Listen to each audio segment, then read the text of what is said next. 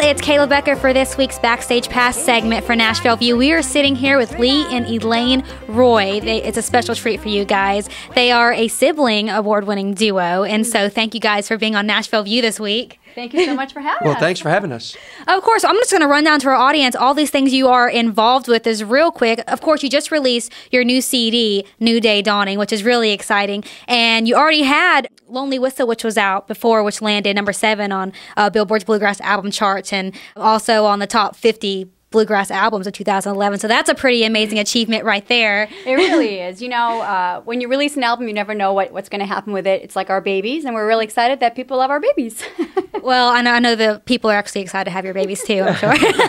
But just real quick, you're among top 5 nominees in 3 categories for the 18th annual ICM Faith, Family, and Country Awards, which will be held October the 18th. We have Running Entertainer of the Year, Vocal Duo of the Year, and also Inspirational Bluegrass Artist of the Year, which is a title you are currently holding, if I'm correct. Is that right? We are. We were the 2009 and 2010 Vocal Duo of the Year, and then last year we picked up Inspirational Bluegrass Artists, which for me was an honor because Ricky Skaggs is my hero, and he kind of passed that torch on to us, so it was kind of a surreal moment for me. I can imagine. Well, you guys, this list keeps going on. This is an amazing duo right here, and it is an honor to be able to do a little interview with you. But just real quick about your new CD, New Day Dawning. I know you're already receiving pretty amazing responses for it just releasing August 28th. Yeah, it's been really, really good. It's we try to keep up with all the reviews and stuff, and we sometimes you don't want to read them. You're like, oh, I hope they like it. But so far so good. All the reviews have been really good. We've even been I even don't even dare say this, I guess, but we've been kind of compared to the New Carpenters, which we were both kind of blown away by that. And it's a collection of songs that Elaine and I wrote or co-wrote that are really reflective of where we are right now in our life. I think we've struggled a lot to get to where we're at, which is for me a blessing, and I know for her too, because it really builds who you are. And I think this album is really looking back on our musical journey, but also our personal journey. Mm-hmm. And New Day Dawning, I think, to this date, for me, is my favorite record that we've ever done. Well, it's a good one. I listened to it actually here recently and kept pressing the replay button. The songs are just that good. Now, it is an EP. And I know that's a direction that a lot of artists are kind of going with the EP. Was there a particular reason that you decided to do that versus the traditional 15, 20 song album? You know, for us, it was something that we had thought about. We wanted to get music quicker out to the fans.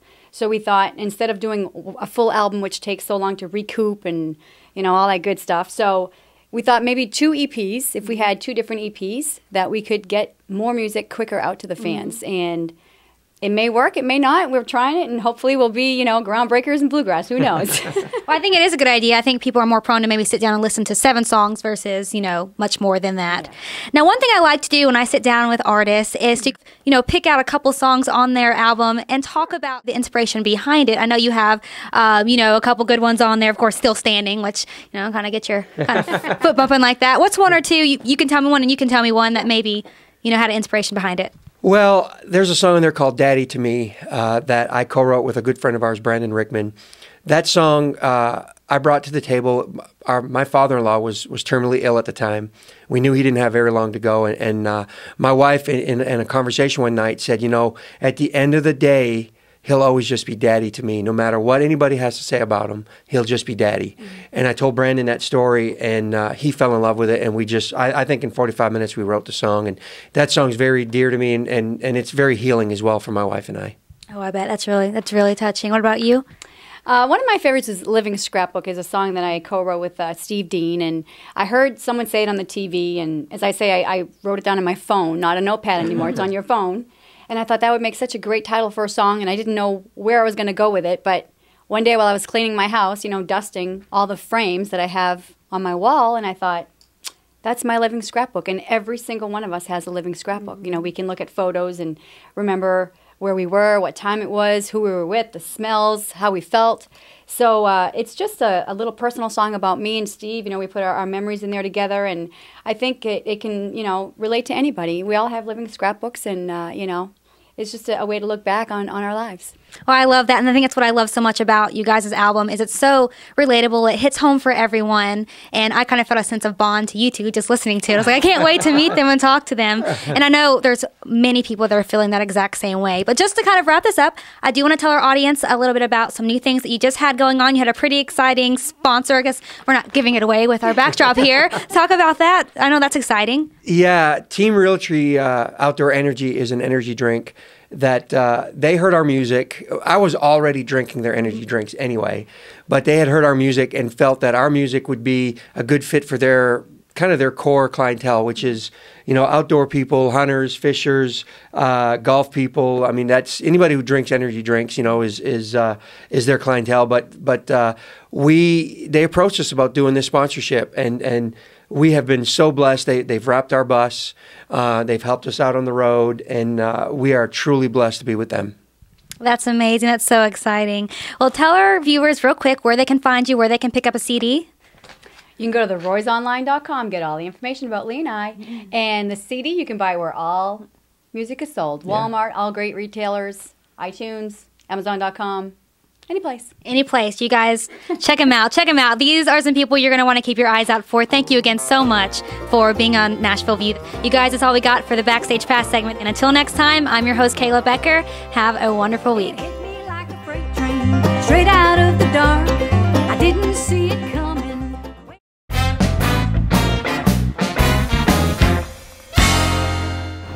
Hey guys, for this week's Taste of Nashville segment, we are standing outside of Elliston Place Soda Shop. Now, Elliston's has been here since 1939, which has given it the name of Nashville's longest continuously open restaurant in the same place. Their menu has a variety of items from breakfast to burgers to banana splits to shakes to meat and threes and so much more. So come on inside with us and get a closer look of what's going on at Elliston Place Soda Shop.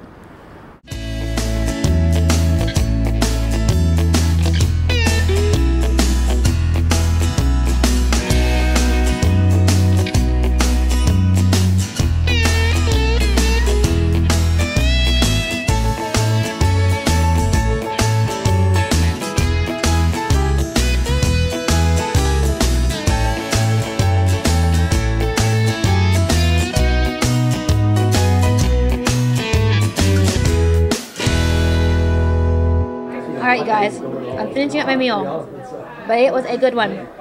I got the meat and three with the baked chicken, the mashed potatoes, the macaroni, and what did I leave out? The green beans. I don't know what I left out. All I know is it's all good. I'm literally picking this chicken to the bone. It's that amazing. So if you guys head out here, the meat and three menu is one I think you definitely need to look at, one you won't be disappointed in. So their food is definitely worth 5 stars. I just had an incredible meal. It was so good, and I know this place has been here for quite some time and has gotten a lot of really good reviews. Tell me, your whole take on Elliston Place.